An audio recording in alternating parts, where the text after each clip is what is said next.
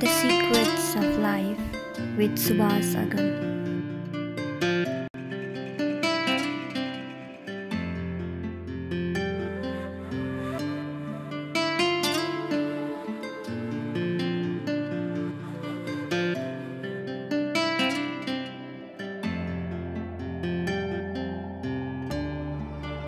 एक बार जोर से जयकारा लगा दे, अतः 2 बार सीताराम जी का नाम लग जाए। सीताराम सीताराम सीताराम जय सीताराम, सीताराम सीताराम सीताराम जय सीताराम, सीताराम सीताराम सीताराम सीताराम। बोल बजरंगबली महाराज की जय। ओम नमः पार्वती पतये हर हर महादेव की जय, हनुमान की जय, माता सरस्वती की जय, माता नारायणी की जय। ओम नमः पार्वती पतये हर हर महादेव। बहुत अच्छा, नमस्कार। नमस्कार समादरणीय दर्शकवृन्द, स्वधर्म टिभी को प्रस्तुति कार्यक्रम द सिक्रेट्स अफ लाइफ अर्थात् जीवनको रहस्य कार्यक्रममा स्वागत गर्न चाहन्छु। आजको कार्यक्रममा फेरि हामी त्रिवेणी धाममा आएका छौँ। त्रिवेणी धामको यही परिसरबाट नै हामीले साधुहरूको सत्संग सुरुवात गरेका थियौँ। वास्तवमा कुनै दिन सुरज दाई र म भएर घुम्दै आएको बेलामा सन्तहरूलाई कहाँ भेटिन्छ होला, सन्तहरू कहाँ हुनुहुन्छ होला भन्ने क्रममा, खोज्दै जाने क्रममा यहाँबाट नै चक्रपाणी आचार्यजी लगायत धेरै साधु सन्तहरूसँग भेट गरेका थियौँ, संवाद गरेका थियौँ र संवादको सिलसिला आजसम्म चलिरहेको छ। आज हामी फेरि पटेल मन्दिर भनेर चिनिने सीताराम मन्दिरमा आएका छौँ र यस मन्दिरमा आज हामीले विशिष्ट व्यक्तित्वहरूसँग संवाद गर्दैछौँ। विशेष गरेर हाम्रो सान्निध्यतामा अथवा उहाँहरूको सान्निध्यतामा हामी छौँ। हाम्रो साथमा हुनुहुन्छ महादेव दासजी र साल्वी देवी लगायतका सन्त मण्डलीहरू हामी सबैजना छौँ। हामी सबैले परिचय गर्नेछौँ र उहाँहरूको परम्परा र अध्यात्मको बारेमा चर्चा गर्नेछौँ। आउनुहोस्, मलाई कार्यक्रममा स्वागत गरौँ। आप लोग सबको स्वागत है। परिचय यहीं से शुरू करते हैं। बाबा जी, आपका शुभ नाम? त्रिवेणी दास। त्रिवेणी दास। आपका? ध्रुव दास। ध्रुव दास। अच्छा, और आपका? महादेव दास और साल्वी दास जी। तो अभी हमने दोनों का ही नाम बताया था, तो हम सबसे अब ये भी परिचित हो रहे हैं। तो बाबा जी, आपका परंपरा और आपकी जो ये जो परंपरा है, जो परंपरा में आप दीक्षित हैं, आपके जो गुरु के जो चल रहा है अखाड़ा, इस अखाड़ा के बारे में, इस परंपरा के बारे में थोड़ा बता दीजिए। हमारा अखाड़ा जी, ये रामानंद जी भगवान से जी संबंधित है। अच्छा। हमारे रामानंद जी भगवान जी इस धरती पर जब अत्याचार बढ़ी, जी, जब मुग़लों का ज़्यादा अत्याचार बढ़ा, जी, सारे हमारे हिंदुओं को जब मुसलमान बनाने लगे, उनके पर अधिक अत्याचार करने लगे, तो इनसे मुक्ति दिलाने के लिए हमारे रामानंद जी ने अवतार लिए। अच्छा। जो कि स्वयं राम जी का ही अवतार है। अच्छा। अपने कुछ शिष्यों के साथ, जिसमें उनका प्रथम शिष्य थे श्री नानक जी महाराज। अच्छा। जिस श्री नानक जी महाराज जी ने, उन्होंने आपके खालसा पंथ का निर्माण करके और पक्का कट्टर हिंदुओं का धर्म रखते हुए उन्होंने मुग़लों का सामना करवाए जी, और इस स्थापना का निर्माण किए, जिसका नाम खालसा पंथ रखा गया। अच्छा। फिर हमारे दूसरे श्री रामानंद जी के शिष्य श्री कबीर जी हुए। श्री कबीर दास जी ने, उन्होंने हिंदू और मुस्लिमों का ऐसा एकता बना के रखे कि जिससे भाईचारा के निर्माण से उन्होंने इसमें भी बड़ी सहयोग किए। अच्छा।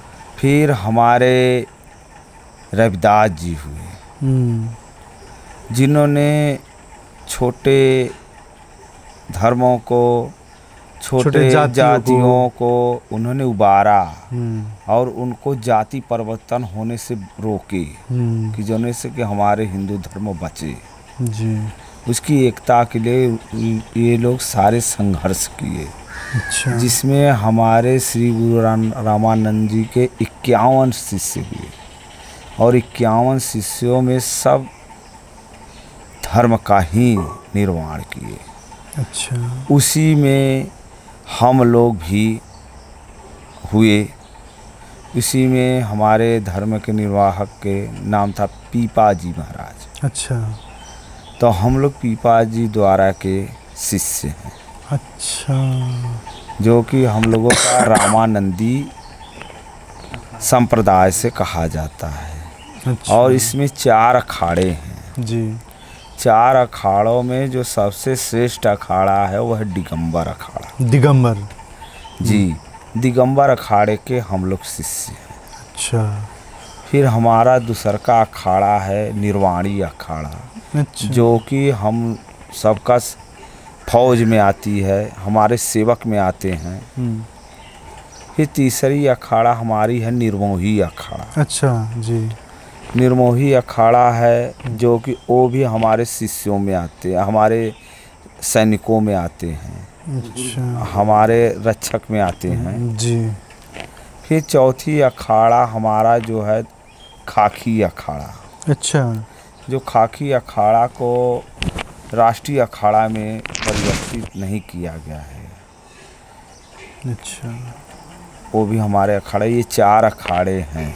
अच्छा। जिसमें दिगंबर अखाड़े के ये पूरे शिष्य दिगंबर अखाड़े के। बहुत अच्छा, आपने बहुत अच्छी तरह से आपका पूरा परंपरा का परिचय दे दिया। तो ये बता दीजिए बाबा जी, जैसे अभी आप जो नेपाल आए हुए हैं जी, वैसे तो आप बनारस में रहते हैं जी। तो किस प्रयोजन से, क्या था यहाँ पर कोई कार्यक्रम? ये जो नगर है, ये जो क्षेत्र है जी, ये क्षेत्र हिमालय का प्रथम चोटी है। और हिमालय का निर्माण, हिमालय का शुरुआत इसी नारायणी तट से हुआ है। यह नारायणी तट, यह त्रिवेणी धाम, इसका मोक्ष धाम से प्रतीत है। ये हमारे ऋषियों मुनियों का ये बहुत बड़ी नगरी है। जो कि आदिकालीन में यह था कि यहाँ हमारे ऋषि मुनियों ने यहाँ तपस्या करते थे। आज के दिन में निशाचरों की प्रवृत्तियाँ बढ़ने से और कुछ उनकी संख्याएं कम होने से ये जो वीरान पड़ गई थी जी, कि जो आज यहाँ पर इतने ज़्यादा संख्याओं में सब ने एकत्रित हुए कि जो कि आज के 10-20 साल पहले, 20 साल पहले तक ये पूरी जंगल वीरान थी। हाँ। ये सबसे उत्तम नगर है और उत्तम जगह है। इस यहाँ का वातावरण, यहाँ का रहन सहन सब बहुत सुंदर है, इसलिए हम यहाँ आते जाते रहते हैं। ठीक है। हमारे सानिध्य में एक माताजी भी हैं जिनकी अभी हमने परिचय करवाया था। तो ये माताजी अभी गुरुजी से दीक्षा भी ली हुई हैं। तो माताजी कैसे इस संप्रदाय से जुड़ी, आइए पूछते हैं। माताजी आप माइक ले लीजिए और आपका परिचय देते हुए ये बता दीजिए कि कसरी हजुर चाहिँ यो संप्रदायसँग गुरुसँग दीक्षित हुन पुग्नुभयो, अलिकति बताइदिनुहोस् न। माइक लेनुहोस्। हाँ बैठिए, बैठ के बोलिए। हाँ जी। म चाहिँ साल्वी दास। म चाहिँ सपनामा पहिला श्री गुरु महाराजलाई देखेको थियो बाँदरसँग। अनि महाशिवरात्रिको बेलामा म पशुपतिमा थिएँ। हजुर। अनि त्यहीँनिर गुरुलाई मैले त्यहाँ भेट भएपछि त्यो सपना सबै मलाई त्यहाँ आयो के। अनि उहाँ हुनुहुन्थ्यो, जसरी सपनामा जस्तो पहिरनमा हुनुहुन्थ्यो त्यस्तैमा हुनुहुन्थ्यो, सिर्फ बाँदर थिए होइन। अनि त्यसरी चाहिँ मैले फेरि पहिला जुनीको फेरि सङ्गत आयो गुरुलाई भेटेर। हजुर, बुझ्नुभयो?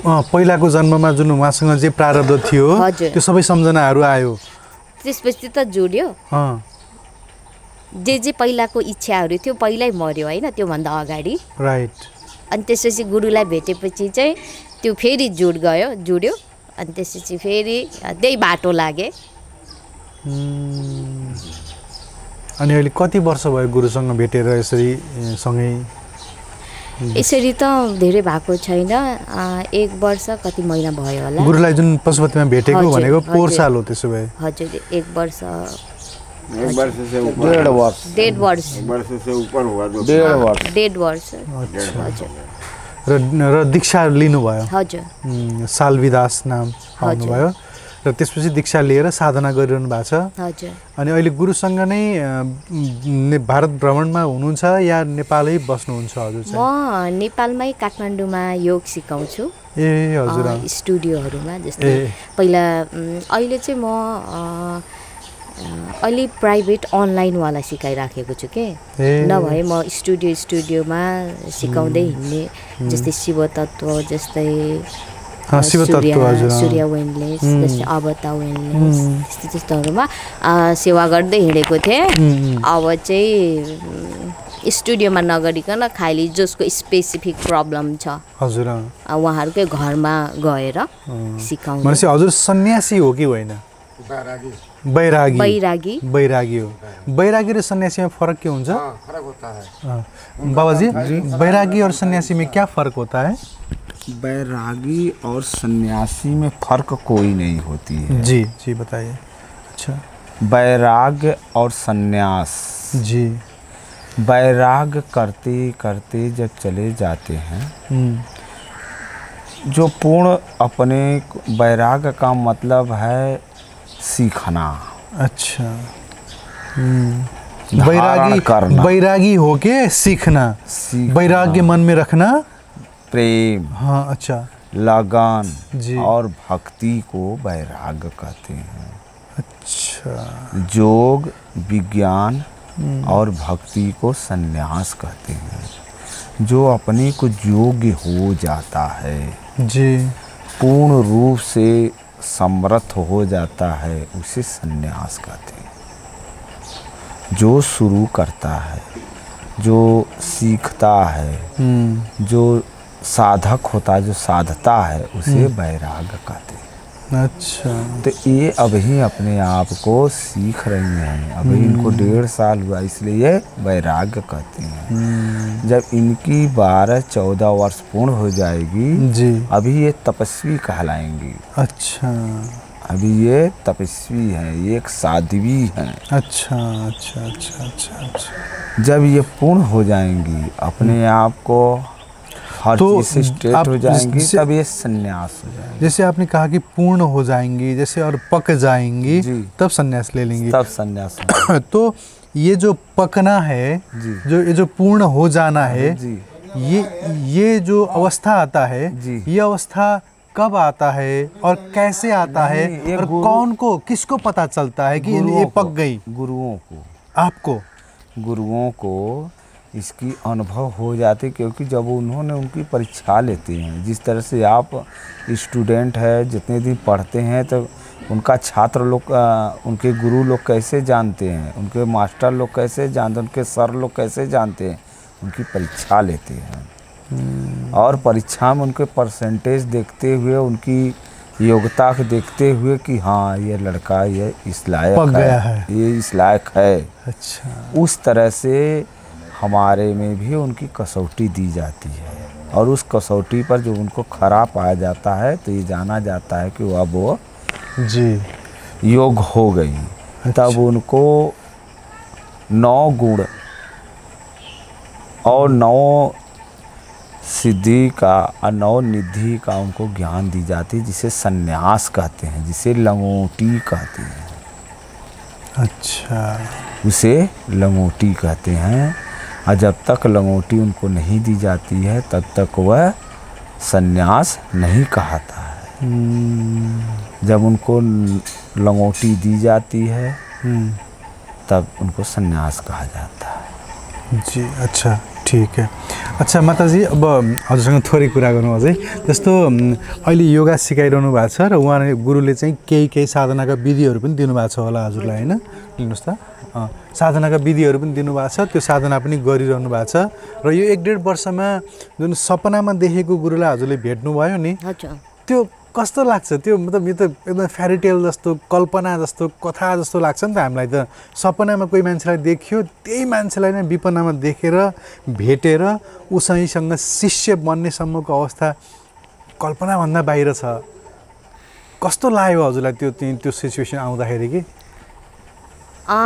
जब श्री गुरु महाराजलाई भेटेको पशुपतिमा हजुर त्यसपछि चाहिँ त्यो मलाई सपना रिमाइन्ड भयो होइन अनि त्यसपछि चाहिँ मलाई यति धेरै मैले सहेको रहेछु अब मलाई सहनै पर्दैन किन भन्दा मलाई माध्यम मिल्यो मलाई त्यस्तो आयो के अनि म फेरि त्यसपछि फर्केर गएन के अनि म त्यही बाटोमा हिँडिराखेको छु जुन जस्तो अहिले जुन यो भेषमा हुनुहुन्छ यही भेषमै हुनुहुन्छ काठमाडौँमा पनि हजुर म खासमा त यसैमै नै बस्छु तर कहिलेकाहीँ चाहिँ अवस्था अनुसार जस्तै कसैलाई घरमा यतिकै गयो भने मन पर्दैन नि मन पर्दैन इन सेन्स अलिकति अलि अर्कै सोच्नुहुन्छ नि फर्स्टमा अनि तर यो माला जुन गुरुबाट पाउनु भएको छ यो चाहिँ आफूसँग सँगै हुन्छ हजुर यो सधैँ भरिको लागि हो हजुर हीरा हजुर हीरा पायो गाँठगटी आयो ठीक अच्छा बहुत खुशी लाग्यो थोड़े यता पनि सन्यासीहरू हुनुहुन्छ बाबाजी तो हम इधर ही बात कर रहे हैं ऐसा नहीं ना लगे कि आपको हमको भी पूरा भूल गए अच्छा सत्य बात हो रहा है हाँ सत्य की बात हो रहा है जहाँ सत्य की बातें होती है वही सत्संग कहते हैं जी जी जी वो गुरुओं के कृपा से बड़े भाग्य पाओ वही सत्संग बड़ी भाग्य होता है जी तब सत्यों का संग मिलता है हाँ बड़े भाग्य पाओ वही सत्संग बिना प्रयास हो भवभंगा प्रभु का कृपा हो जाएगा भोलेनाथ का कृपा हो जाएगा तो बिना सोचा हुआ काम हो जाएगा नहीं सोचते सोचते मर जाओगे नहीं पाओगे परमात्मा ही की कृपा के प्रण उनके चरण में शेष नवाइए कभी तो उनको कान में भनक पन जाएगा प्रभु राम जी जैसे बाबा जी आप लोगों को मैं एक प्रश्न पूछना चाहूँगा जैसे हम जब पशुपतिनाथ में जाते हैं शिवरात्रि के दिनों में तो देखते हैं कि बहुत से बाबा लोग आते हैं और गांव में घर में वो मांगने के लिए भिक्षाटन के लिए भी जाते हैं तो कभी कभार ऐसा दिखाई देता है कि वो लोग चावल हाथ से ऐसे निकाल देते हैं धुआं निकल जाता है हाँ और पैसा निकाल लेते हैं और किसी को घर में जाके ऐसा अटका देते हैं कि उसको जैसे आप पैसा दे दो नहीं तो आप भस्म हो जाओगे मतलब ऐसा कुछ भी कर लेते हैं वो लोग तो ऐसा जब करते हैं आप लोगों को क्या लगता है ये देख के ये अच्छी बात हो रही है या ये एक तरह से जी ये एक तरह से अविकार पैदा करना जी और दूसरों में भ्रम डालना ये सब तंत्र की शक्तियाँ हैं जी जी ये तंत्र द्वारा एक सिद्ध की जाती है जिससे कि सबको भ्रमित की जाती है इससे ये जो है सिर्फ केवल मदिरा पान करने वाले और कच्छभच पान करने वाले ही इसको सिद्ध भी करते हैं जी दूसरा ये कोई नहीं आप लोग जो हैं लहसुन भी नहीं पान करते नहीं लहसुन भी नहीं पान करते लहसुन प्याज भी नहीं पान करते और मांस मछली की तो बात ही बहुत दूर की हो गई बहुत अच्छा लगा आप जैसे संत लोग से मिलके तो बाबा जी आप ही बता दीजिए जैसे आप वहाँ पर बैठे ये पकड़ लीजिए ये बता दीजिए कि हम लोग बहुत बार सत्संग सुनते हैं गुरुजनों से सत्संग सुनते हैं फिर भी जीवन में संन्यास लेने का जैसे माता जी का जो एक इन्होंने जो एक अभी ठीक हाँ बात ले लीजिए इनको जो साहस आया है इनको जो अभी परिक्रम इनको जो अभी क्या कहें मतलब इनको इतना साहस है कि ये अब घर त्याग करके सन्यासी बन के ऐसा भेष धर के बैठने की साहस इनमें आ गई है लेकिन हम लोग बहुत घाट में जाते हैं लोगों को मरा हुआ दिखते हैं तो फिर भी हमें मतलब जब घर में लौट के आते हैं घाट से तो कुछ फर्क नहीं पड़ता तो एक कैसे विकास करें अंदर आप बता दीजिए फिर इधर ही आएंगे अब ये भी मनुष्य समझ ले कि ये मृत ही सत्य है हाँ मृत सत्य है जन्म है तो मरण है मृतलोक है ना जी तो इस मृतलोक में अगर चेत के नहीं रहेगा कहता मानुष तन सकल गुड़ खानी सकलो गुड़ खान केवल मनुष्य भर बन के आया है अच्छा और जानवर तो नहीं कोई बना है। बिल्कुल। सकलो गुड़ो खान केवल मानुष है जी। तो ये जब सकलो गुड़ का खान है हाँ, तो जैसा इसको भगवान करेगा उसी तरह से ये वो गुड़ पकड़ता जाएगा। अच्छा। कहता रागी बागी रतन पारखी और न्यारी और न्याव, ये सबके गुण सही है उपजय अंग स्वभाव। भगवान का कृपा हो जाता है, भगवती का कृपा हो जाता है, तब ये संन्यास रूप या भक्ति रूप में आता है। अच्छा। नहीं तो हम भी भक्षण कर लेंगे। अगले जन्म के पाराद भी रहते हैं। हाँ पारा भी रहता अच्छा। है। कुछ अगले जन्म के हाँ जी। पाराद भी रहते हैं, जैसे प्रारब्ध। जी जी जी। जी। इस जन्म में आप जितने भी संतों से, जितने भी स्थानों से, जितने तीर्थों से जाते हैं आप, जी। जो संतों से मिलते हैं आप, तो ये जो मिलना ही सबसे बड़े अपराध है। बिना प्रारब्ध ऐसे संतों से मिलन नहीं होता है। नहीं होगा, क्योंकि आपको वो कभी इसकी इच्छा नहीं होगी। क्योंकि क्या लगता है बाबा जी, जैसे ये माता जी का जो अभी बात हमने सुना कि सपना में आपको इन्होंने देखा, अब ये बताइए आपने भी कुछ सपना में देखा था इनके संबंध में? जी नहीं देखा था, खाली इन्होंने देखा। क्योंकि ये अगले जन्म में भी हमारी शिष्या थी और इस जन्म में भी हमारी शिष्या है। जब तक इसकी इनको जब मिले आप तो आपको लगा ऐसा? जी लगा। फिर हमने अपने लगे बुलाए, बैठाए। हाँ। फिर हमारे लगे 2 दिन 3 दिन रही। तो हजुरलाई यो बताउनुहोस् त, बाबाले यो भनिरहँदा जस्तो हजुरलाई बाबालाई हजुरले यो भन्नुभयो होइन, म सपनामा मैले तपाईँलाई देखाएको थिएँ भन्नुभयो होला, त्यसै बाबाको रेस्पोन्स कस्तो थियो? अनि त्यो दिनमा भनिन, हजुर पछि भने, हजुर धेरै पछि भने। मैले सपनामा हजुरलाई देखेको बाँदर थियो, बाँदर चाहिँ मेरो यहाँ छातीमा झुन्डे गरेको थियो, त्यो भनेर चाहिँ मैले भनेको थिएँ भन्नुभयो। अनि गुरुलाई चाहिँ अब सपनामा देखियो होइन, देखेको मान्छे यो साँच्चै जिन्दगीमा देखियो, अचम्मै भयो, तर शिष्य नै बन्ने आँट कसरी आयो त नि? मैले अघि पनि भने नि, त्यो भेटेपछि त्यो मलाई रिमाइन्ड भयो नि सपना। त्यसपछि मलाई त्यो जुन दुनियाँमा थियो नि एउटा त्यो दिमागमा, त्यो दुनियाँदेखि नै म गएँ के। अनि फेरि यही मार्गमा आएँ, फेरि गुरुले सेवा त त्यही दुनियाँमै गर्नुपर्ने रहेछ भनेर सिकाइदिनु भयो। ए मतलब दुनियाँ छोड्नु परेन, त्यही सेवामा। म यस्तो वेशभूषामा भए पनि अरूलाई सेवा गरिराख्नु। बाबाजी बैठिए न, बैठिए। हाँ जी। अरूलाई सेवा गरिराख्नुपर्छ। मैले योगा सिकाउँछु, त्यो पनि सेवै हो। म मर्म थेरापिस्ट पनि हो, त्यो मालिस के जसको सट्केको मट्केको मर्म बुझेँ मैले हो, त्यस्तोको पनि, त्यो पनि सेवै हो नि। हजुर, पैसा लिएर गर्नुहुन्छ कि फ्रीमै गर्नुहुन्छ? त्यो चाहिँ समस्या हेरेर, कसैको चाहिँ पुरानो छ, धेरै काम गर्नुपर्छ भने त्यही अनुसार पनि चार्ज गर्नु पर्यो। फेरि कसैको पैसा हुँदैन, कतिजना आएर त्यसै पनि जानुहुन्छ गराएर।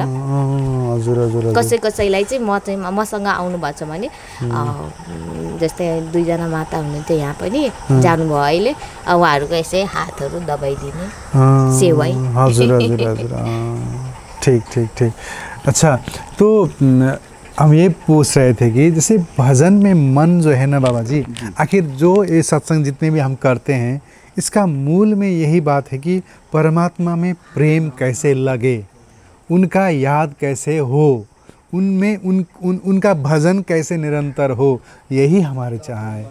योग जी, योग ये बहुत रहस्य विभाग है। हाँ, योग रहस्य विभागा रामचरितमानस में लिखा है जी कि योग जो है एक रहस्य विभाग है जी, क्योंकि योग का 2 माध्यम होती है जी। पहला माध्यम है उसका योग, अच्छा, योग जी। और दूसर का माध्यम है उसका आपके जिसे कहते हैं, जिसे योग में 84 आसन होती है। जी जी जी। इसी तरह भोग का भी 84 आसन होती है। जी हाँ, हाँ। उसे क्या कहते हैं आपके शास्त्र, काम शास्त्र नहीं, उसका शास्त्र नाम है। जी जी जी जी। इसका योग शास्त्र नाम है। अच्छा जी। वो काम सूत्र शास्त्र उसका नाम है। जी जी। ये दोनों जो है योग का माध्यम है। योग का जोग में जो दो रहते हैं पति पत्नी, उसे हमारे योग में उसे क्या कहते हैं आपके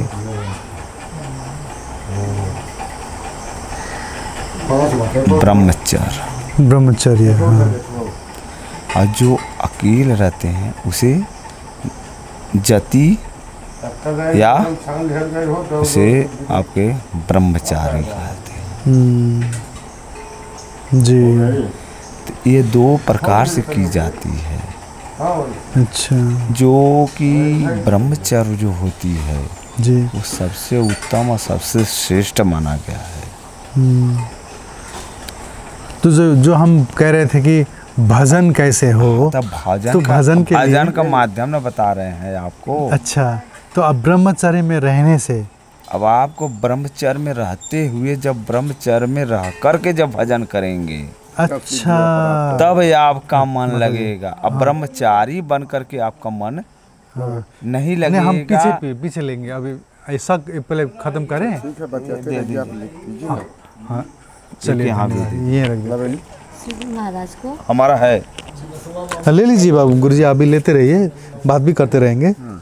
तो वो जो है, हाँ, जब आप ब्रह्मचर्य में रहते हुए, हाँ, जब ब्रह्म को चरेंगे, हाँ, अच्छा, ब्रह्म को चरेंगे, हाँ, जब उसके साथ रहेंगे, अच्छा, तो जब ये तीनों साथ रहेंगे तब आपका मन लगेगा क्या क्या, अच्छा, जीव, ये जीव, अच्छा, माया जी, और ब्रह्म जी, अच्छा, जब ये तीनों का आपका रहेगा जी, तब आपका मन लगेगा, तब आपका इससे इच्छाएं जो है प्रज्वलित होगी, तब यह दीपक जो बूझी है फिर जगने लगेगा, फिर यह उजाला आपको प्रदान करेगी। और जब उजाला प्रदान करेगी तब आपका जितने अंधकार है वह दूर हो जाएगा। यह तब होगा जब गुरु के शरण में जाने से उस योग गुरु होगी जो आपको यहाँ तक पहुँचाएगा। ठीक, बहुत अच्छा। आप चाय ले लीजिए, हम इधर भी थोड़ा। तो बाबा जी, जैसे आप गुरुजी ने अभी कहा कि गुरु चाहिए, तो कहते हैं कि चाय पी लो छान के, गुरु ले लो जान के। तो गुरु कैसे पहचानना है गुरु, क्योंकि आज की दुनिया में गुरु पहचानने में बहुत दिक्कत है। कैसे गुरु को पहचाने? देखिए, गुरु को पहचानने की वाणी होती है जी। गुरु के पास उससे जो वाणी सुन जाएगा जी, तो जब प्रेम का वाणी वहाँ से निकल जाएगा तो इसमें भी आकर प्रेम बस जाएगा। अच्छा, यहाँ जीव ईश्वर अंश जीव अविनाशी, हाँ, एक ही है सबका जीव। जी, जी, तो वहाँ से जब प्रेम वाणी निकलेगा जी, तो इसको प्रेम में इसको भी बांध लेगा, एक ही में बांधेगा। अच्छा, भक्ति का ऐसा ही लक्षण है। तो ईश्वर अंश जीव अविनाशी, अचेतन अमल सहज सुख राशि। अच्छा, जब तब चेतन लग जाएगा कि गुरु हैं यही, अगर यही बात सिखाए हैं, अगर इस पर से हम विचलित हुए तो हम पकड़े जाएंगे। इसी तरह से भक्ति का सिलसिला बढ़ती जाती है। अब भक्ति अमर रहेगी और हमेशा रहेगी, हर एक युग में रहेगी। कोई युग ऐसा नहीं है कि भक्ति की मिटा सकता है। अच्छा जी। अच्छा बाबा जी, जैसे हम देखते हैं कि साधना के बहुत से विधि हैं इस दुनिया में। आइए बाबा जी, आइए बैठे। साधना के बहुत से विधि हैं, जैसे ध्यान, योग, तो भक्ति। अब आजकल के नेपाल में हम देखते हैं कि बहुत से लोग ध्यान सिखा रहे हैं, जैसे भगवान बुद्ध का आनापान सती या विपस्सना ध्यान, ओशो का डायनामिक ध्यान, हमारा सदगुरु जगी वासुदेव जी ये भी कुछ ध्यान सिखाते हैं, और श्री श्री रविशंकर जी, बहुत से गुरुजन ध्यान सिखा रहे हैं। और इस्कॉन जैसे संस्था जो भक्ति सिखा रही है, हरे कृष्ण हरे राम, जो भजन करते करते लोग रास्ते पे चलते हैं, भजन का भी एक सिलसिला चल पड़ा है। तो मार्ग क्या है इस कलिकाल का? जो आदमी है इसको परमात्मा प्राप्ति के रास्ते में कैसे जल्दी नाम सब चाहे वो ध्यान करे जी, चाहे वह ध्यान करे चाहे योग करे जी, सब में नाम। अच्छा, जो ध्यान भी करेंगे उसमें भी ओम या राम का ही ध्यान करना पड़ता है, उसमें वही शब्द का नाम लेना पड़ता है। अच्छा, जो भी ध्यान करता है उसमें ओम का ही ध्यान करता है। हाँ, जो या तो राम का करे, दो ही शब्द होता है, या राम या ओम, दो शब्द से ही चाहे योग हो चाहे जोग हो चाहे भोग हो, सब दो ही नाम से होता है। अच्छा, और दो ही से संसार है, दो से संसार है, दो ही जगत में है, रात और दिन, दो ही सारा संसार है, दो से तीसरा कुछ नहीं। तीसरा सिर्फ जीव है, ये जीव। जैसे आपने कहा कि नाम सबसे शक्तिशाली, हमने सुना है कि भगवान से भी ज़्यादा बड़ा उनका नाम है, भगवान राम से भी बड़ा भगवान राम का नाम। तो लोग उदाहरण देते हैं कि जैसे भगवान राम ने भी जब लंका में सेतु बन रहा था लंका के लिए, तो सेतु में अब सब बंदर लोग पत्थर पर राम राम लिख के फेंक रहे थे, तो उनको विचार आया कि चलो हम भी ऐसे ही फेंक देते हैं, हम तो राम ही हैं, क्या राम लिखे इसमें, तो ऐसे फेंक दिया तो डूब गया। फिर हनुमान जी ने कहा प्रभु जी आपसे बड़ा आपका नाम है। तो ऐसा क्यों है? क्योंकि नाम जो है वह भगत है, नाम ब्रह्म है और जपने वाला भगत है, जापक है। तो ब्रह्म और जीव का बहुत बड़ा संगत होती है। अच्छा, ठीक, बाबा जी अभी भी आए हैं तो बाबा से भी यही बात पूछते हैं कि इस कलयुग में साधना का माध्यम क्या है, क्या करें? साधना तो अपना हमारा आपका कर्म और धर्म दोनों है जी। मान लीजिए हम कर्म नहीं करेंगे तो हम साधना कैसे कर पाएंगे? जी, कर्म ही नाम है उसका। साधना करो कर्म से, या भजन करो कर्म ही से, सब कुछ कर्म ही तो करना ही पड़ेगा। उसके लिए साधना करना बहुत बड़ी अच्छी चीज़ है, वह भी कर्म है। साधना का नाम है कर्म है। अच्छा, कोई भी आज ये आप आए हैं तो कर्म न कर रहे हैं, ये जो कर रहे हैं ये भी कर्म है। जो साधना करेंगे, जो भी ध्यान लगाएंगे वो भी एक कर्म है। अच्छा, चाहे नाम का जाप करेंगे वो भी कर्म है। और सबसे उत्तम सेवा, सारे ध्यान योग जितने भी है, जाप तप नियम आचार जितने हैं जी, सबसे उत्तम सेवा। सेवा कर करके आपने ले लिया जी, हमारा दिन भर का भक्ति अपने सेवा कर करके हम अपना क्षण भर में ले लिया। अच्छा, 2 आना 4 आना जो भी कुछ ने कुछ ले लिया। जी, सेवा में इतनी बल है। हमने सुना है कि दुनिया में जी आदमी को स्वार्थी होना चाहिए। स्वार्थी का अर्थ है सो का अर्थ जो पाए वही स्वार्थी। तो हमने सुना कि जो सेवा करते हैं, जैसे मान लीजिए कि किसी के लिए आपने कपड़ा दे दिया, जाइए कोई बात नहीं है, तो किसी को कपड़ा दे दिया, कपड़ा तो फट जाएगा थोड़ी दिन में। खाना दे दिया, थोड़ी देर में फिर भूख लगेगी। लेकिन अगर आपने किसी को धर्म दे दिया, नाम दान दे दिया, नाम के बारे में सिखा दिया, तो वो नाम का ज्ञान जो उसे मिला है उस ज्ञान से वो तर जाएगा। इस ऐसे हाँ, ये जब इस बात को देखें तो ऐसा लगता है कि सेवा में से तो उतना ज़्यादा चीज़ नहीं उभर के आया जितना चाहिए, जितना ध्यान देने से आया, धर्म दान देने से आया। एक ये है जी कि अगर आप उसको अन्न नहीं देते, जी, आपको वस्त्र नहीं देते जी, तब पर भी तो वो ये योग भी तो नहीं होगा। अच्छा, अगर आपको अन्न जल ये ना मिले तो आप उस योग भी नहीं पहुँच पाएंगे जो कि नाम जप सके। ऐसी तो भी तो धर्म है देना। वो भी एक सबसे बड़ा तत्व है आपके सेवा। अगर माता पिता हमारे सेवा करके अगर हमको ये लायक नहीं बनाते जी, तो हम फिर यहाँ तक पहुँचते कैसे? कैसे? हाँ, वो तो है, वो तो और जरूर फिर है। हमको रोज अन्न जल ये सब नहीं मिलता तो हम नाम लेंगे कैसे? हाँ, वो भी है। बिन भोजन बिन भोजन न होए भजन गोपाला, ले ले अपन कंठी माला। ले ले अपन हाँ, ये भूखे भजन। हाँ, भूखे भजन न होई गोपाला और ले ले अपन कंठी माला। तो ये भूख जो है सबसे बड़ी है।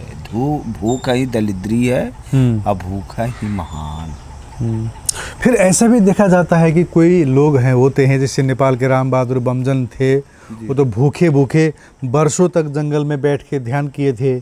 भगवान बुद्ध ने देखिए, जब सिद्धार्थ गौतम थे तो वो भी भूखे भूखे रहे। पहले इस तरह से हमारे मैया पार्वती जी ने शंकर जी को पाने के लिए इस तरह से तपस्या की थी। अच्छा। कुछ दिन बेल पत्र खा के रही। अच्छा। तो कुछ दिन आपके बतासा, हाँ, बतासा, ये सब पा के रही। तो कुछ दिन हवा पीने लगी, अपने को सिद्ध करने लगी। क्योंकि प्राण जब तक प्राण आयु इसको प्राप्त होती रहती है तो प्राण जीने का शक्ति रखता है। इसकी अवधि है 1 साल, कलिकाल में 1 साल। लेकिन आज के दिन में वातावरण इतना ज़्यादा दूषित हो गई है, हवाएं इतनी दूषित हो गई है, उसमें प्राण आयु की मात्रा कम हो गई है, जिससे कि अब उसका काट सिर्फ अन्न है या फल है या दूध है। अगर वह नहीं लेगा, भोजन कुछ मिलना चाहिए।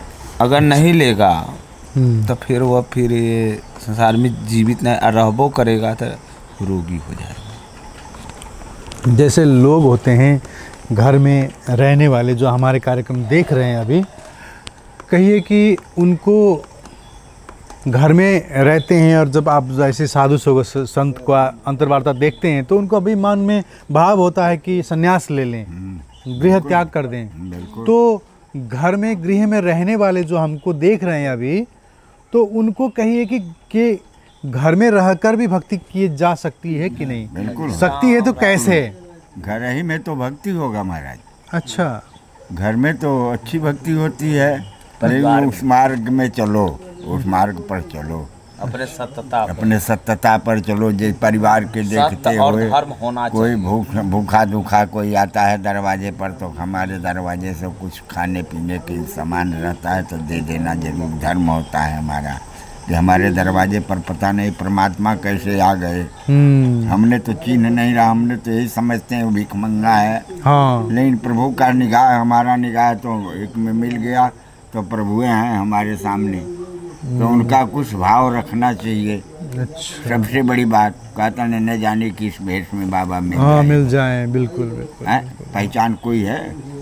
कोई पहचान नहीं, लेकिन परमात्मा समझ करके अपने दरवाजे पर कुछ भी सेवा कर देना चाहिए। अच्छा, कुछ भी हो करना चाहिए।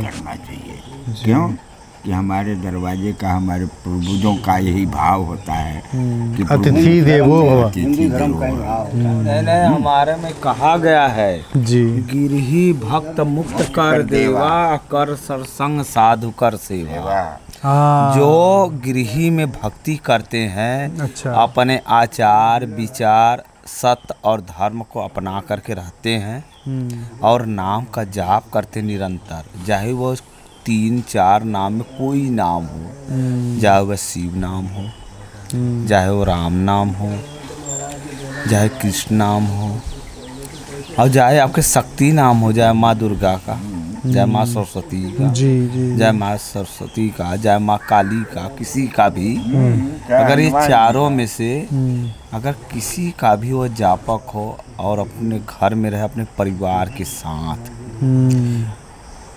और अपने धर्म और सत्य के साथ रहे, तो उससे बड़ा संसार में कोई नहीं। उसके चरणों के लिए गंगा जी भी तरसती है। अच्छा, ठीक है। अभी आप में आते हैं माताजी। जस्तो हजुर युवा हुनुहुन्छ हैन, एउटा युवा शरीरमा भएको व्यक्तिमा चाहिँ संसारप्रतिको मोह अझै बढी हुन सक्छ, किनभने हजुर हामीले त संसार बल्ल सिक्दैछौँ, देख्दैछौँ, भोग्दैछौँ, जान्दैछौँ हैन। युवा शरीरमा हुँदै पनि यस्तो मुमुक्षा, यस्तो चाहना हुनु भनेको बडा दुर्लभ कुरा हो नि त। कसरी हेर्नुहुन्छ यसलाई?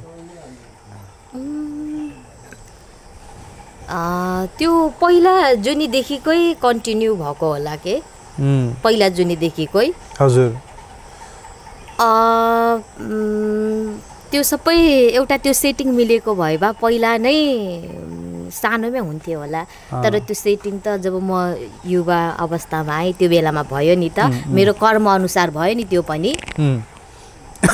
बुझ्नुभयो? हजुर। अनि हजुरले यो संसारमा युवाहरू देख्नुहुन्छ, आफ्ना साथीहरू, आफूसँगैका कलिगहरू होलान् हैन, पहिला आफूसँग सँगै फिल्म हेर्न गएका साथीहरू होलान्। ती साथीहरूले आजको संसारमा आफूलाई चाहिँ के गरेको यस्तो, तिमीलाई चाहिँ तिमी बौलायो कि क्या हो पनि भनेर भन्दो। हामीलाई एउटा सामान्य कार्यक्रम चलाउँदा त भन्छन् भने हजुरलाई त यो मार्गमा हिँड्नु हुँदा त अझै भन्छन् होला। कसरी त्यससँग कोअप गर्नुहुन्छ? म यस्तो हुनुमा पनि मेरो मम्मी सबैभन्दा खुसी मेरो मम्मी हुनुहुन्छ। ए हो र?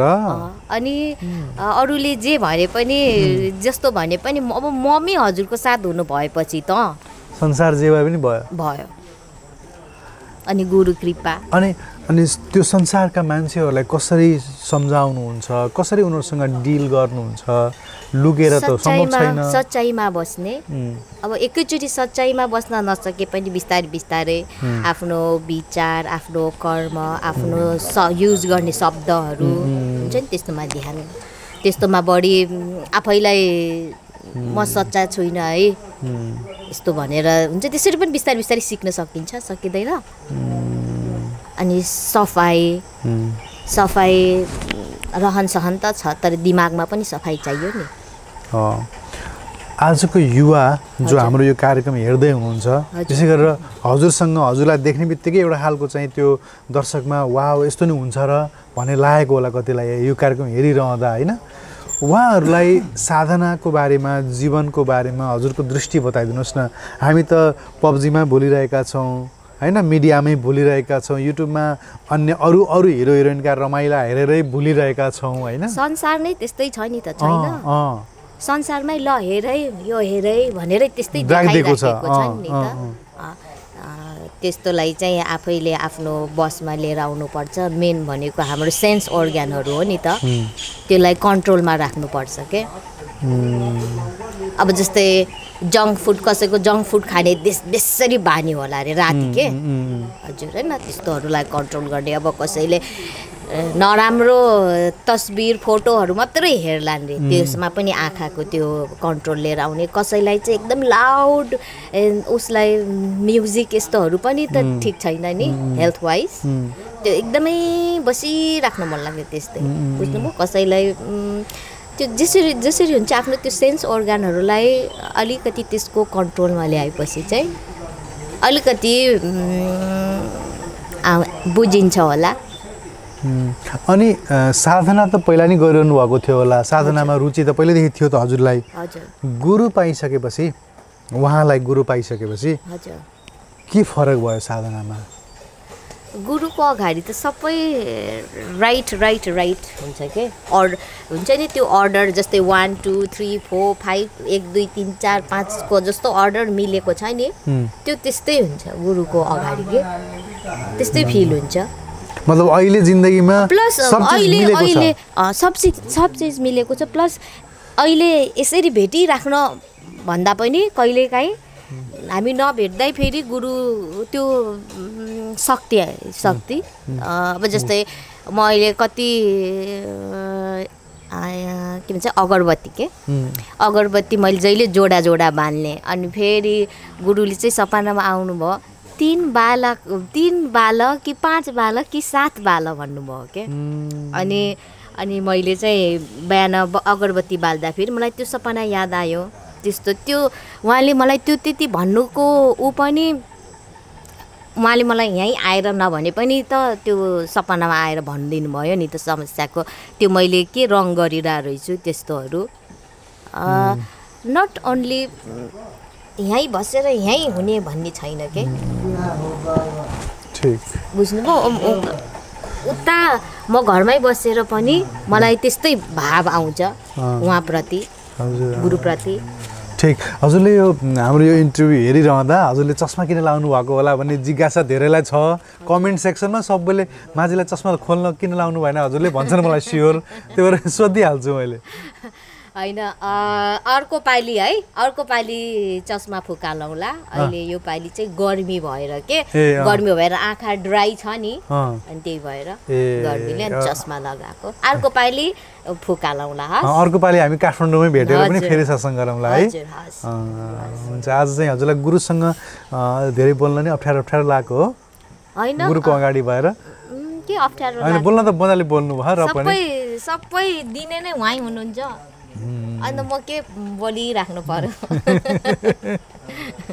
अच्छा आपके परंपरा में जो आप तिलक लगाए हुए हैं जी ये तिलक बहुत विशिष्ट दिख रहा है जी इस तिलक के संबंध में कुछ बताइए ये तिलक हमारा जो श्रेष्ठ संप्रदाय है इसमें तिलक 4 प्रकार की लगाई जाती है पहला तिलक होता है पान के पत्ते जैसे ये पान के पत्ते है ये पान के पत्ते के आकार का लगाया जाता है अच्छा दूसरा होता है नीम का पत्ता अच्छा नीम का पत्ता जैसा जितना बड़ा नीम की पत्ती होती है उस तरह से लगाया जाता है जी अच्छा और एक होता है बांस का पत्ता है लंबा हाँ जो बांस का पत्ता देखते हैं एकदम सीधा से जाकर नुकीला रहता है हाँ एक वो लगा और एक सीका मतलब सीख द्वारा किसी के सीख से अच्छा सीखा जिसे कहते हैं जी जो कि कोई सीख लेकर के इस तरह से खींच लिया जाए इसे सीखा कहते हैं। जैसे आप अभी है हर एक का अलग अलग है ना जी महाराज जी का बांस के पत्ते वाली है बांस का महाराज जी का सीका जैसे हाँ उनका सीका माता जी ऐसा ही होता है पान का पत्ता है तो ये भी तो पान का पत्ता लगाएगी अच्छा ठीक ये महात्यागियों में आती है जिसे महात्यागी कहते हैं। अच्छा तो महात्यागियों का पान का पत्ता होता है वो पान का पत्ता ही लगाते हैं उनकी सीरी बड़ी होती है। आपने अभी कहा था कि जब हम संन्यास देते हैं तो जो नवनिधि होते हैं और सिद्धियों वो सब सिद्धियां दिया जाता है कह रहे थे। वो देखने के बाद सिद्धियां दी नहीं जाती है। अच्छा सिद्धियां कराई जाती है। अच्छा सिद्धि को प्राप्त किया जाता है करने से सिद्ध करने से वो देने से नहीं होता है देने से नहीं दिया जा सकता वो कर्म से होता है उसको बताया जाता है। जैसे किसी को कह दिया जाए कि आप राम नाम करिए जी वो बैठ कर के राम राम कर रहे हैं हाँ कह दिया वो अपना कर्म करने लगे। किसी को कह दिया जा कि आपको ध्यान करना है तो उन्होंने बैठ गए ध्यान कर रहे हैं। अब वो ध्यान कर रहे हैं क्या करें कहाँ किसका करेंगे क्या करेंगे उनको क्या देखना है क्या बोलना है इसके विषय में जब उनको बताया जाए कि आपको ऐसे ऐसे करना है जिस तरह से रसोई बनाना है जी तो रसोई बनाने का मतलब यह है कि जाइए आप दाल चावल रोटी सब्जी ये सब बना दीजिए जी तब वो जाएगा बनाएगा। खाली उससे कहिए रसोई बना दिए क्या रसोई बनाएगा खाली रसोई बनाएगा। जिस तरह से चाय बनाना था उनसे कहे कि चाय बनाइए चाय बन गई। बिल्कुल उसी तरह से वो बताया जाता है कि इसका नाम यह है इसका नाम यह है इसका नाम यह है इसका नाम यह है और इसको इस ढंग से करने से सिद्ध होता है ये इस ढंग से करने से सिद्ध होता है और ये इस ढंग से करने से सिद्ध होता है। जिस तरह से चावल है रोटी है सब्जी है उसी में मिठाई है तो छेना एक ही होता है लेकिन उसकी मीठा 90 प्रकार की बनती है नाम भी बदल जाता है। उसी तरह से सिद्धियाँ एक ही है लेकिन उसकी कर्में बदल जाती है तो उसकी नाम भी बदल जाती है। अच्छा, आप बनारस में रहते हैं ना? जी। बनारस में कहाँ रहते हैं? हम देहात क्षेत्र में रहते हैं। अच्छा, घाट के ही बगल? नहीं, घाट से पश्चिम में। अच्छा अच्छा अच्छा। वहाँ से 18 किलो पश्चिम उत्तर के कोना में। तो आप लोग भी वहीं से आए हैं? ये हम लोग तो इधर ही के रहने वाले हैं, लेकिन हम लोग आते जाते रहते हैं। आप रहते कहाँ में? रहते हैं महाराजगंज में। महाराजगंज में। और वो अभी बाबा जी चले गए, वो भी महाराजगंज में रहते हैं। अच्छा, एक बात बता दीजिए बाबा जी, जैसे आप साधु हैं, आपके शिष्य लोग भी हैं, तो साधना करने के लिए कहते हैं कि लोग को हिमालय जाना पड़ता है।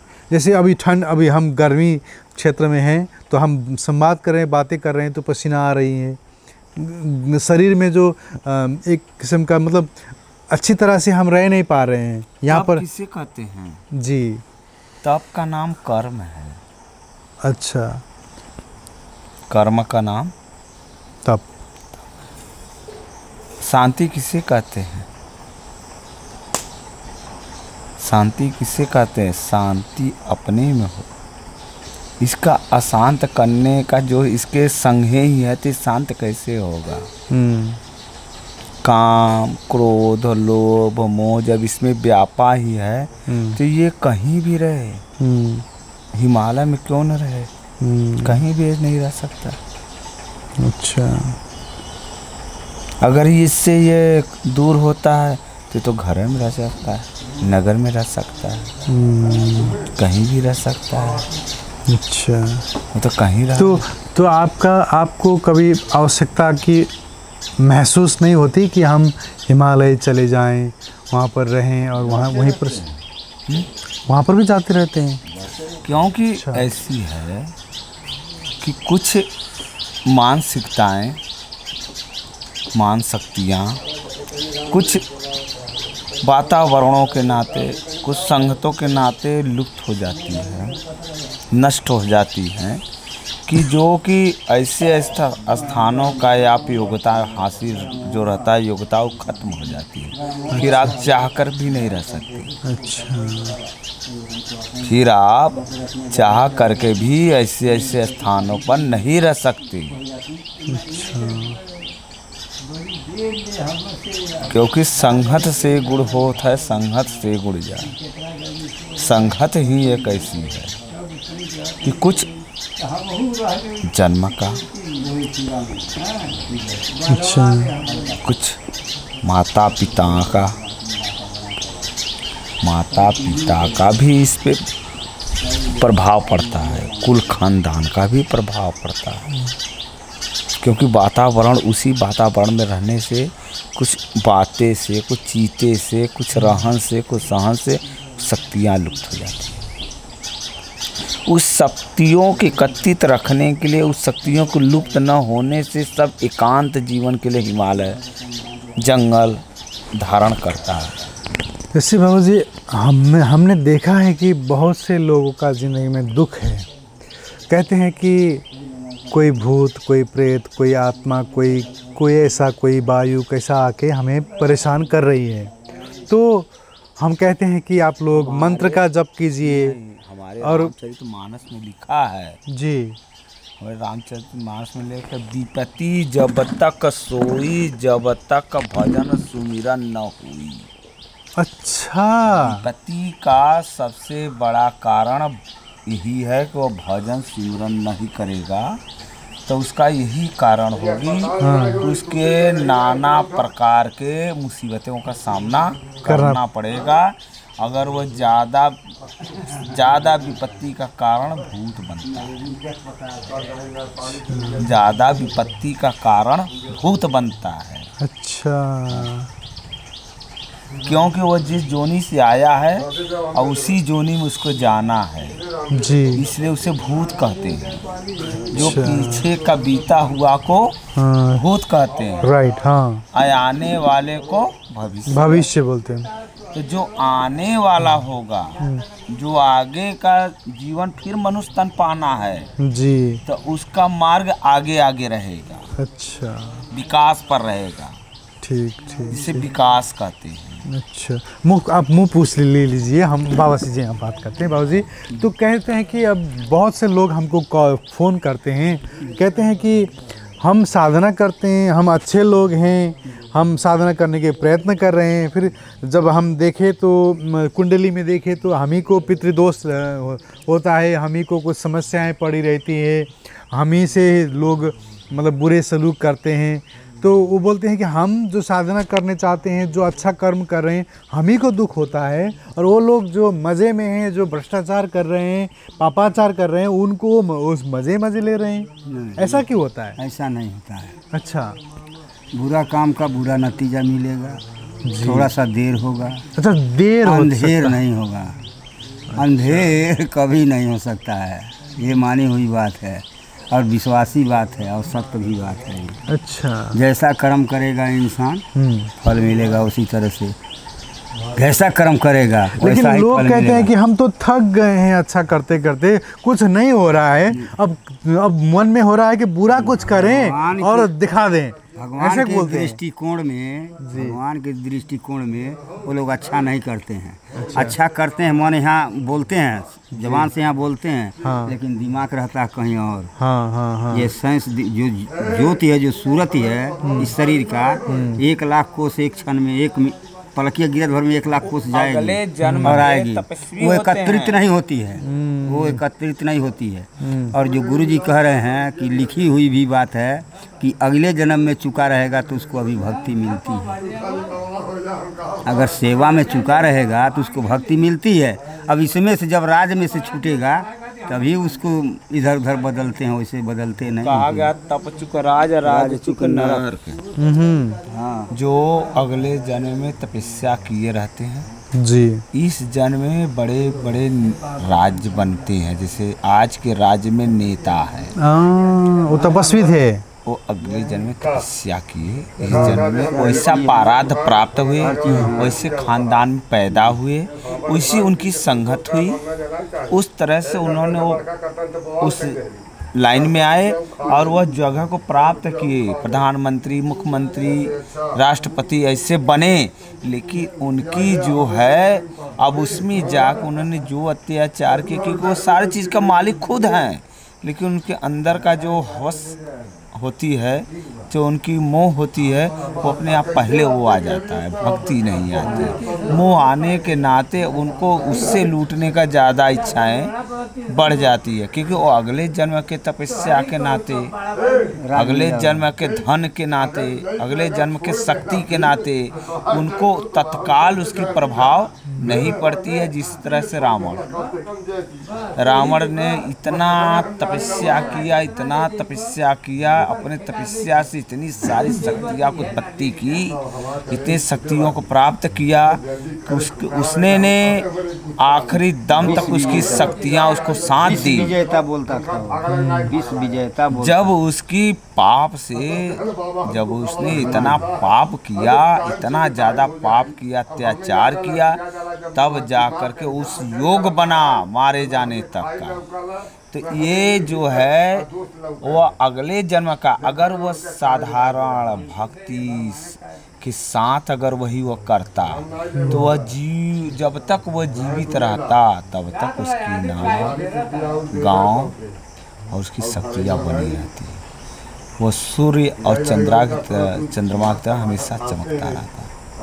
बहुत अच्छा बात बाबा जी, आप लोगों से सत्संग करके बहुत अच्छा लगा। हमारे कार्यक्रम नेपाल में रहने वाले लोग, नेपाल से बाहर रहने वाले लोग, हिंदी बोलने वाले, नेपाली बोलने वाले बहुत से लोग देखेंगे।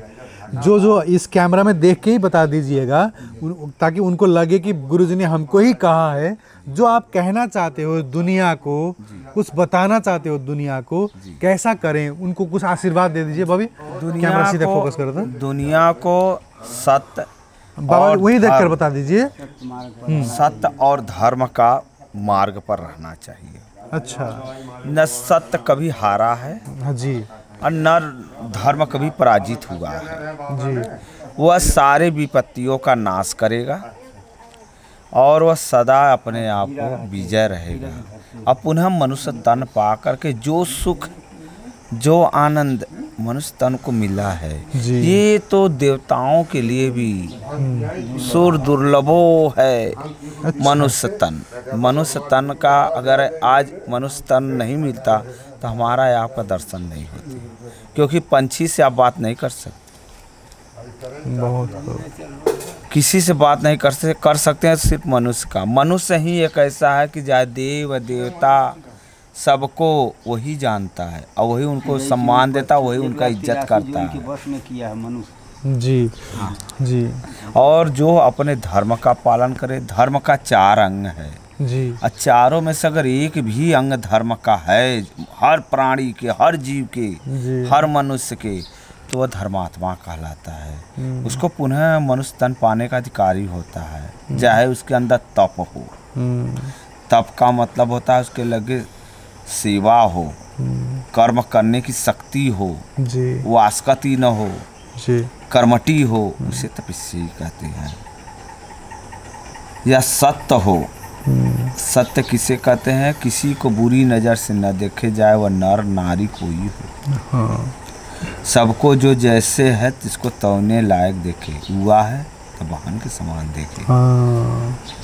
जौन है वही लायक, वो जो जिस लायक है उसको उस लायक माता बोलने के लायक है तो माता बोले, बहन बोलने के लायक है तो बहन कहे, बेटी बोलने लायक है तो बेटी बोले। जी, जो जैसा लायक उसको वो ढंग से करे, इसे सत्य कहते हैं। बहुत अच्छा। जो कि असत्य न हो। अब भोग, चौथा भोग हो। भोग का मतलब यह नहीं है कि मदिरा, कच्छ, भच्छ, ये सब जो है ये भोग में नहीं आता है। भोग जो शुद्ध भोग हो उसका सेवन करें। बहुत अच्छा। और दान करें। और दान में 4 दान है। पहला अन्न दान जी, दूसरा का श्रम दान। अच्छा। श्रम दान करे, कोई भी तीर्थ में, कोई भी देवस्थली में कहीं भी जाए तो वहाँ दान करके समय का दान करे, सेवा का दान करे, झाड़ू बहाड़ू कुल करे, धरे, जहाँ तक हो सके उसका सेवा करे, वही दान कहलाता है। जी। और आपके धन का दान करिए। जी, धन का दान करने से आपका धन शुद्ध हो जाता है। अपने कमाई का 10%, 5% जो है दान करना चाहिए। उचित दान, उचित जो आप सकते हो, कर सकते, योग्य हो, जहाँ की आपकी व्यर्थ न हो। हाँ। जो यूज हो, धर्म यूज हो, अधर्म न हो, उस जगह दान करिए। यही धर्म का अंग है ये चारों। और ये चारों जिसके अंदर है वह मनुष्य तन पुनः पाएगा। बहुत अच्छा। जो देख रहे हैं आपको, उनको आशीर्वाद दे दीजिए। सबका कल्याण करे हमारे राम जी। बहुत अच्छा। माता जी, अन्तमा केही बताउन चाहनुहुन्छ भने हाम्रो दर्शकहरूलाई? घरमा सबैले आफ्नो आमा बाबालाई धेरै माया गर्नुहोला, सेवा गर्नुहोला, म त्यही भन्न चाहन्छु। उहाँहरू नै हाम्रो भगवान हुनुहुन्छ। अर्को पालि भेटौँला। हस्, धन्यवाद।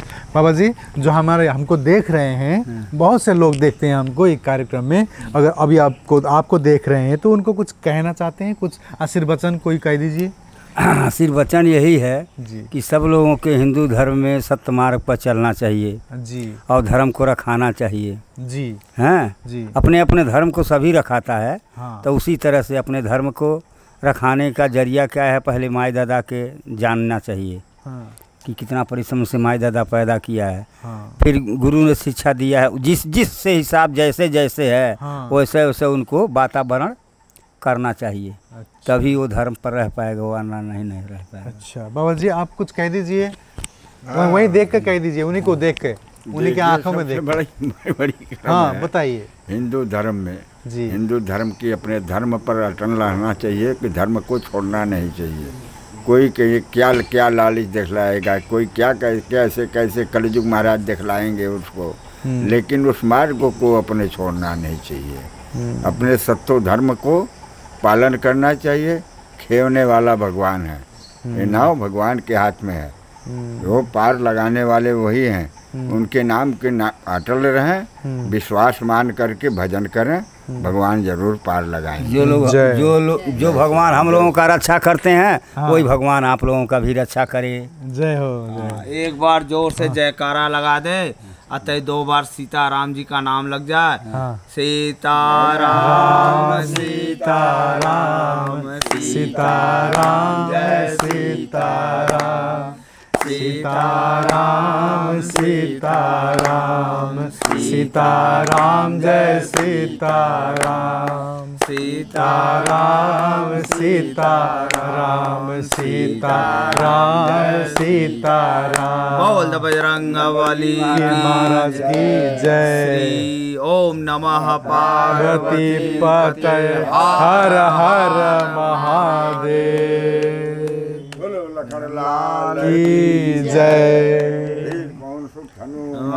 की जय। माता सरस्वती की जय। माता नारायणी की जय। ओम नमः पार्वती पतये हर हर महादेव। बहुत अच्छा, नमस्कार। हवस् त यो कार्यक्रमबाट बिदा हुन्छौँ। यतिन्जेल हाम्रो कार्यक्रम हेरिदिनु भयो, धेरै धेरै धन्यवाद दिँदै बिदा हुन्छु। धन्यवाद, नमस्कार। धन्यवाद।